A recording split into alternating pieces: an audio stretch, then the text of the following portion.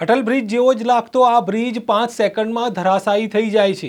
આ બ્રિજ અમદાવાદના અટલ બ્રિજ જેવો લાગે છે, પરંતુ આ અટલ બ્રિજ નથી। આ અમેરિકાનો બ્રિજ છે, જેનો વિડીયો હાલ સોશિયલ મીડિયામાં વાયરલ થઈ રહ્યો છે।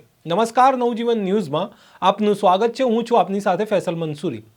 અમેરિકાના બાલ્ટીમોરમાં એક કાર્ગો શિપના અથડાવાથી ફ્રાન્સિસ સ્કોટનો બ્રિજ તૂટી ગયો હતો। આ બ્રિજ અમદાવાદના અટલ બ્રિજ જેવી જ ડિઝાઇનવાળો લાગે છે। આ બ્રિજ 5 સેકન્ડમાં તૂટી જાય છે જ્યારે શિપ અથડાય છે ત્યારે। ઘટનામાં 1 ડઝનથી પણ વધુ ગાડીઓ પાણીમાં ખાબકી હોવાની માહિતી હાલ મળી રહી છે।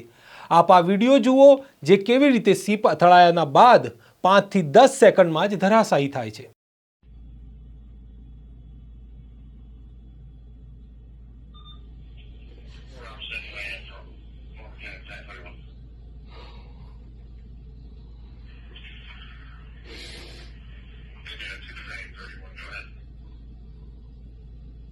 Yes, sir. Our unit's starting to arrive over here at the FDA headquarters.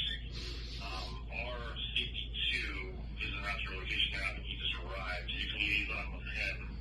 આ બ્રિજ અમેરિકાના બાલ્ટીમોરનો સૌથી લાંબો બ્રિજ છે, જેનું નામ ફ્રાન્સિસ સ્કોટ બ્રિજ છે, જે મંગળવારે સવારે મોટા માલવાહક જહાજ સાથે અથડાયા બાદ પાણીમાં પડી ગયો હતો।